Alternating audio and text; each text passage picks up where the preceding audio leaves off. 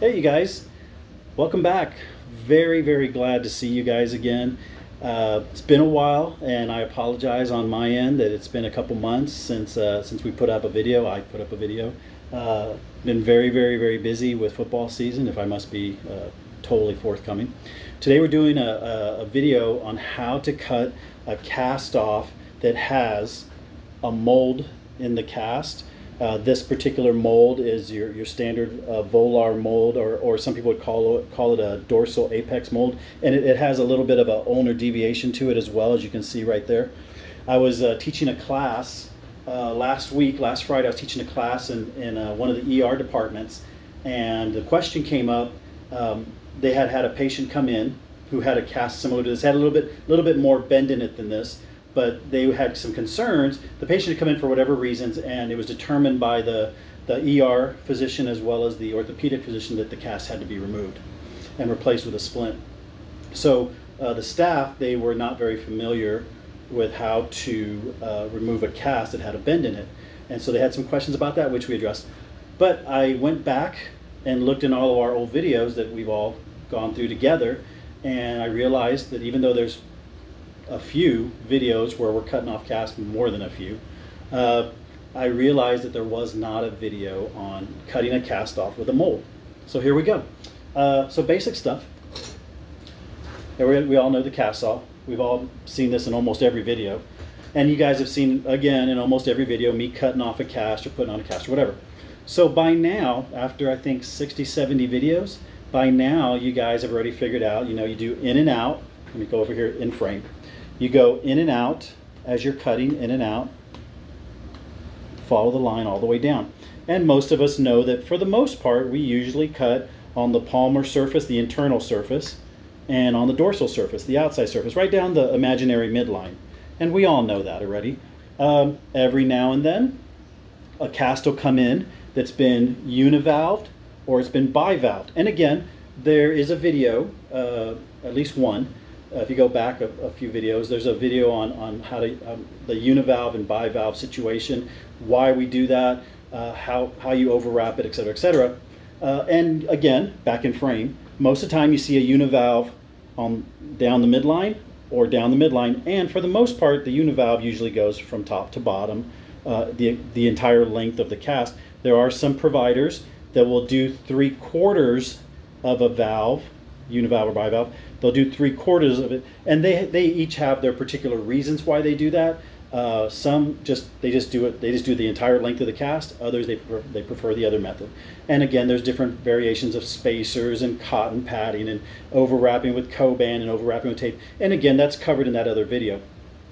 Today, we're going to talk about what to do when this comes in either to your ER or it comes back into your office and the provider says, hey, you need to take that off. First things first, most important thing about a cast with a mold. If you take this blade to where the bend is, you run the risk of overheating the blade.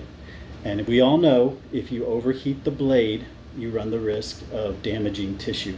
Of course, penetrating the cotton, but damaging tissue. And the same thing's true for the dorsal portion of the cast too. If you think about it, the surgeon who put that mold in, when they did that mold to do the correction, we'll get back to this. You usually see this when you have like a distal radius fracture, and they're trying, it's like displaced or slightly angulated, and what we're doing is we're trying to do a mold to kind of hold it in place, and sometimes a little bit of ulnar deviation to kind of keep it in line. And I got to be honest, the whole reason the surgeon's doing this is they're really trying to save the family, the patient, the kid, the adult, whoever it is. They're really trying to save them a procedure, a surgical procedure, by doing this cast. And the hope is that if the mold holds and everything's great and everything's fantastic, we're saving them a procedure. So back to the point. If, besides overheating the blade here, up here where the apex is, right, there you go, right where the apex is,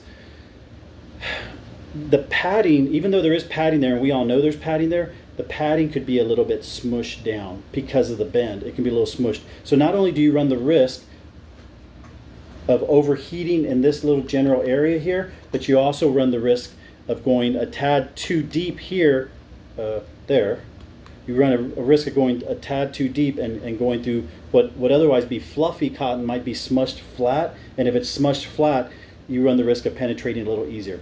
So can you still do your standard cut down the palm or midline? Yes. But when you go here, you got to be more cautious than normal. And the same is true here. Can you do the dorsal? Yes. But you have to be more cautious right there at the apex. So the next question, and this question came up during the class. Well, hey Woody, can't we just cut down on the midline, the thumb line, and the pinky line? And the answer is yeah, you can. But here's the thing, you guys, and this is real sincere here. If you're going to go down that line, you got to remember you have a bony prominence right here. You have your styloid, and you have a bony prominence there. So if you're going to do that, that's fine. But you're going to, just like you do on the ankle when you're cutting the short leg cast, you're going to have to, in your head, you're going to have to know to go under that styloid or over that styloid.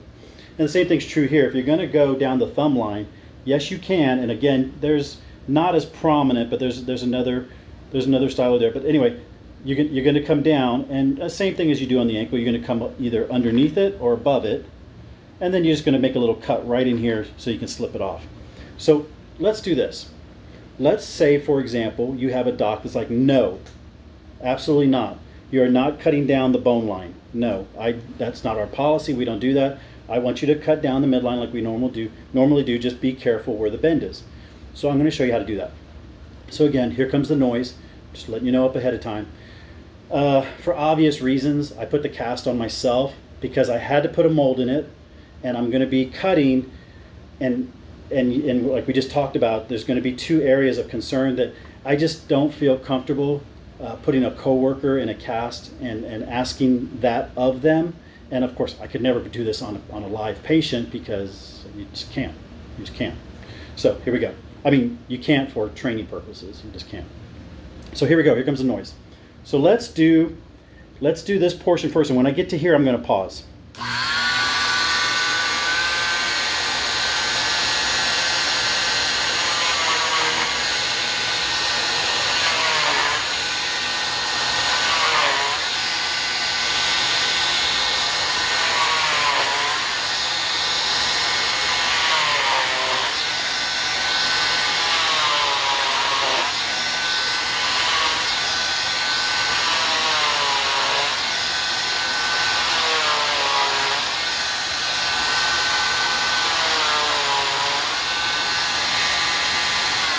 Now, I'm going to come in close so you can see what I've done. You can see the midline, you can see the cut line there. Now I want to be straight with you. I want to talk to you like I'm a patient and you're the provider. First things first, right about here, let me come right here. Right about this area right here, I'm actually feeling the heat of the blade. And you guys are watching me. I'm going in and out, just like we train. I'm going in and out. But right about here, right where the bend starts, I can feel a little bit of the heat of the blade. And not only that, but I want to show you something. Watch this. I'm going to come in close with the blade and look. You're going to see something on the blade. You see that fiberglass? The blade is starting to heat up, and the fiberglass is starting to melt to the blade. Now this cast, I put this cast on about half an hour ago. This cast is not hot and it's not super fresh. So there's no reason why this fiberglass should be melting unless this blade is starting to get hot. Now touching it right now in front of you, and I haven't paused the video at all, it's warm. I'd say it's warm. I wouldn't say it's hot, but I'd say it's warm. So again, give it time to cool down. Turn it on and let the air circulate.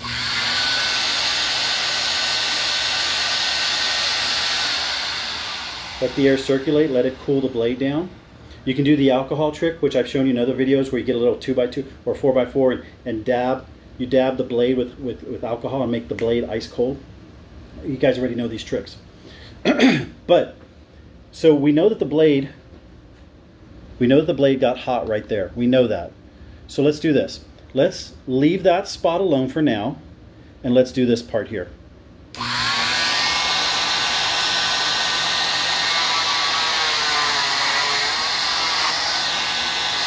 That's split.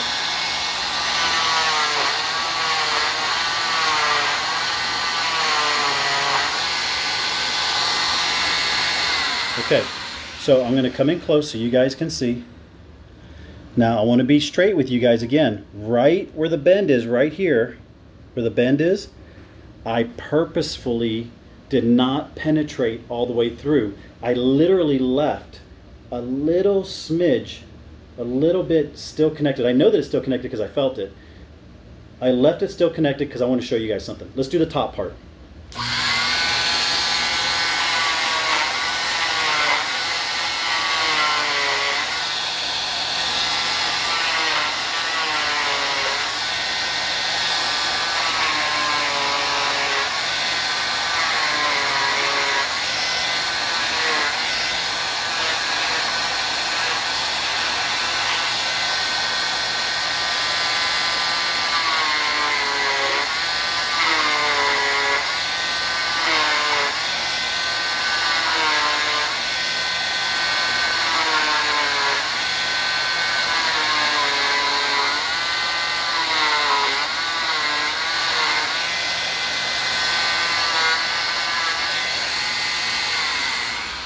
Okay, so I'll bring it in close so you can see. Now, again, this is me as a patient being honest with my viewer slash provider. As I was cutting, didn't really feel much, right about here. I'll come back in frame. Right about there, right where the apex is. Here we go, right there. Right in that little area, I guess, there you go. Right in that little area right there. I could feel more, it was more sensitive. It was more sensitive. I knew that it was touching the cotton. I could feel it touching the cotton, but it was more sensitive than anywhere else on the top portion. So there you go. So that's just being honest with you guys. Okay, so here's the thing. Let me get the spreaders. Check it out. So we spread it open like we do any cast you guys have seen in multiple videos. And you can see, as I open it, you can see, of course, we didn't penetrate the cotton. Everything's cool. There's your stockinette, there's your cotton, there's the rest of the stockinette. We're good, everything's good. Nothing went through. You don't have to worry about the skin. But like I said, even though there's padding there, I felt it a little bit more because that's where the bend was. Now, this is the part I want to show you. This is important. When you're doing the bottom portion where the bend is, now look, watch the part. Okay, I want you to focus on this part right here. That part right there. Remember, I did not cut all the way through there. This is why. Watch. Just use a little bit of hand strength and watch this, guys. Look where it's still connected. So here's my point. And if you look real close, let me get this arm right in the camera real close here. You can see how it's a little bit thin right there. You can almost see a hint of black stockinette there. But here's my point. You do not, please, you do not have to go crazy jamming the saw blade where the bend is. You don't have to jam it in there like and just go to town on it. If you get just a little bit close, because you've got 95% of the cast already cut, that one little connecting spot there, you're going to be able to do it with your hands. I mean, you just are. You don't have to be like super strong to do it. You just don't. This tool, the spreader, it's going to do the work for you. It's going to do the work for you. Get 95% of the cast cut, and don't worry about where that little bend is. You can tap it a couple times if you think you need that little bit of extra help. Tap it a couple times. Don't go crazy overheating the blade. Don't penetrate the cotton, whatever you do. And you can see it popped free with no problem at all. With no problem at all. It took like no strength at all to do it. So, and then of course, you know, you guys already know the rest. You get the scissors, you cut the cotton, but you know, just for whatever reason, I'll show you the cast is already split. It's split. There's nothing to it. And then you just cut it off with the scissors. So again, I just happened to be doing this class. A question came up. I realized we didn't have a video on it, so there's your video, guys. What to do if you get a molded cast, how to cut it. Oh, you know what? Don't forget, if you have to, you can cut down the thumb line or down the pinky line. So in other words, like I guess you'd call it the radial line or the ulnar line. But if you're going to do that, you better get permission from the MD first. because otherwise it's going to come back to bite you. So there are people that do that, and that's cool. Most of the time it's the MDs that are doing it. But if they give you permission to do it, then by all means do it. Just be careful with the bony promises, okay? All right, listen. I think we're coming around the corner to 70 videos or something, and I just really appreciate all you guys. I appreciate every one of you, and the comments, and the shares, and putting our video, our videos, whatever, on your channels. You guys are the best. I hope the videos are helping. I'll try to put some more out there now that football season's winding up. And you guys take care of yourselves. Everybody be good, and hopefully I'll make a couple more videos before the holidays, okay? All right, take care. Bye.